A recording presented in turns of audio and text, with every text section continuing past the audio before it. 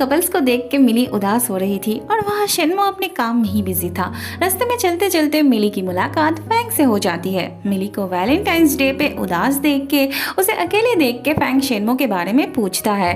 अब मिली बेचारी क्या बताती। बातों ही बातों में मिली कहती है जब उसकी और शेनमो की शादी होगी तब तो उसे दूल्हे का दोस्त बन के आना पड़ेगा।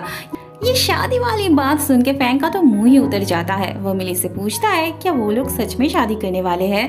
मिली तब बात को मजाक में उड़ा देती है।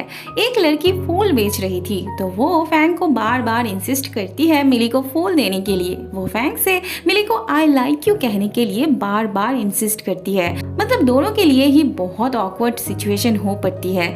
मिली तो गुस्सा ही हो जाती है उस पे। तब वो लड़की जबरदस्ती फूल दे के पैसा लेके वहाँ से चली जाती है। एक लड़के के हाथों गुलाब का फूल अजीब लगता है तो वो उसे मिली को दे देता है। मिली का मूड बहुत ज्यादा ऑफ था, वो बहुत उदास थी, इसीलिए रन उसके लिए पेस्ट्री लेके आती है और उसे कंफर्ट करने की कोशिश करती है। रन मिली का लुक चेंज करना चाहती थी ताकि शेनमो उसे देख के अट्रैक्ट हो। वहाँ फैंग अनहुई को समझाने आता है कि वो शेनमो के बारे में सोचना बंद कर दे क्योंकि मिली और शेनमो एक दूसरे से प्यार करते थे, पर अनहुई के लिए उनका रिश्ता एक्सेप्ट करना नामुमकिन था। वो ऐसे ही शेनमो को हाथ से नहीं जाने देती। अनहुई फैंग से कहती है अगर वो किसी से प्यार करता और वो लड़की उसके भाई के प्यार में पड़ जाती तो उसे कैसा लगता। अब कहीं ना कहीं बात तो सही थी। फैंग कहता है तो वो अपने आप को रोकता, अपने आप को हर्ट करता। अनहुई कहती है वो उसके जैसा महान नहीं है और बनना भी नहीं चाहती। अनहुई मिली से बदला लेना चाहती थी। फैंग कहता है वो मिली को चोट ना पहुंचाए, वैसे ही वो मुश्किल दौर से गुजर रही है। अनहुई को बहुत खुशी मिलती है ये सुन के। उसे लगता है कि शेनमो और उसके बीच ब्रेकअप हो गया है। बाद में अनहुई मिली से मिलती है उसे टीज करने के लिए। अनहुई को यकीन था कि उनके बीच जरूर एक दिन ब्रेकअप होगी और वो उस दिन का इंतजार करने वाली थी। मिली ने अपना लुक चेंज कर लिया था पर शेनमो को उसकी तरफ देखने की फुर्सत कहाँ थी और अनहुई थी जो मिली को जलाने का मौका नहीं छोड़ रही थी। वो तो मिली को शेनमो के आसपास भी रहने नहीं देना चाहती थी। घर जाते वक्त शेनमो मिली को पिकअप करने आता है जिससे हमारी मिली पूरे दिन की उदासी भूल जाती है। पर बातों ही बातों में मिली को पता चलता है शेनमो को उसके घर लियांग शाओ से मिलने जाना था काम के सिलसिले में। बस मिली फिर से अपसेट हो जाती है। काम के वक्त मिली बाहर नहीं आती और जाते वक्त शेनमो भी उसे बुलाता नहीं। उसके जाने के बाद मिली बाहर आती है और उदास होकर फिर से अंदर चली जाती है। अगले सीन में हम देखते हैं शेनमो को ऐसे सोते हुए देख मिली उस पे जैकेट चढ़ाती है। शेनमो की नींद टूट जाती है और वो मिली का हाथ पकड़ता है, पर मिली का अभी मूड नहीं था उसके साथ बात करने की।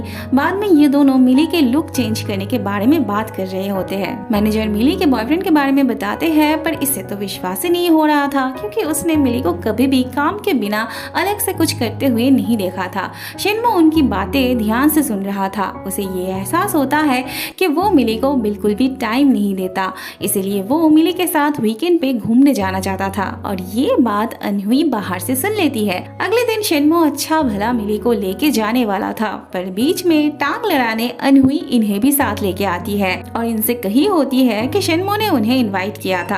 होटल पहुंच के डिनर टेबल पे अनहुई बार बार मिली को उकसाती है वाइन पीने के लिए। मिली भी गुस्से के साथ पीते ही जाती है। फिर तो शेनमो जबरदस्ती मिली को वहां से ले जाने लगता है और अनहुई की फटने लगती है। शेनमो मिली को डेट पे ले जाने लगता है। इतने दिनों तक मिली को टाइम ना दे पाने की वजह से शेनमो माफी मांगता है। वैलेंटाइंस डे पे उसे गिफ्ट नहीं दे पाया था तो वो उसे आज ये लॉकेट गिफ्ट करता है और फिर वो मिली को किस करता है। अगले सीन में हम देखते हैं शेनमो सबके लिए खाना बना रहा होता है। मिली घर आती है तो उसे शेनमो का प्यारा सा हग मिलता है। शेनमो मिली को खाना खिला देता है, इवन खाना चबाने में भी उसकी हेल्प करता है, जिसे देख रन को जलन होने लगती है। फिर उसे भी अपने बॉयफ्रेंड से प्यार मिलता है। ऐसे ही प्यार मोहब्बत से लंच करने लगते हैं चारों। अगले सीन में हम देखते हैं रन की रोने की आवाज से मिली की नींद टूट जाती है। फिर मिली बाहर आ जाती है। मिली के पूछने पे रन कहती है उसका बॉयफ्रेंड अपने एक्स गर्लफ्रेंड के साथ अभी भी कांटेक्ट में था। उसके एक्स गर्लफ्रेंड उसका क्लाइंट थी, इसीलिए रन को इनसिक्योरिटी फील हो रही थी। मिली उसे संभालने लगती है। अगले दिन सुबह सुबह लियांग शाओ रनर से मिलने चला आता है। वो बहुत बार मिली से दरवाजा खोलने के लिए कहता है, पर मिली उसे फिलहाल के लिए जाने को कहती है। शिन्मो भी आया होता है तो वो लियांग शाओ को अपने साथ लेके आता है।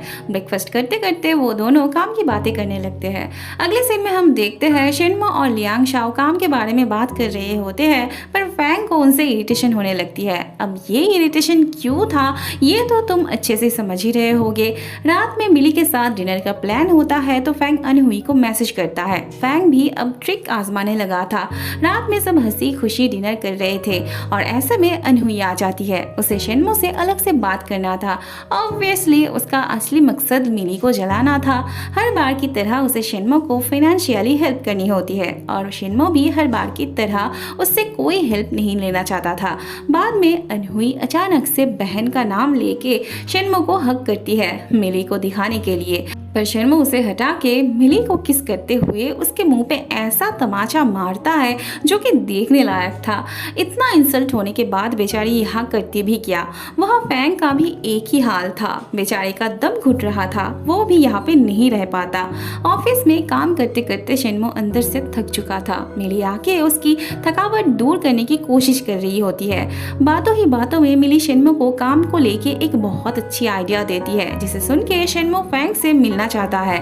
फैंग को अब शिन्मो से इरिटेशन होने लगी थी। वो उसे बिल्कुल भी बर्दाश्त नहीं कर पा रहा था।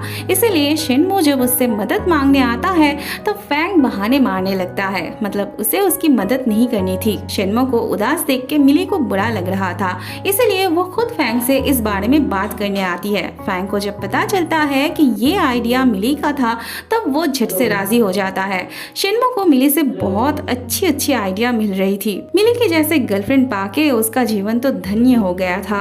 अब फैंग की वजह से उन्हें इतनी सक्सेस मिली थी तो उसे ट्रीट देना तो बनता था, पर इनकी लवी डबी हरकत से बेचारे को खाना जहर जैसी लग रही थी।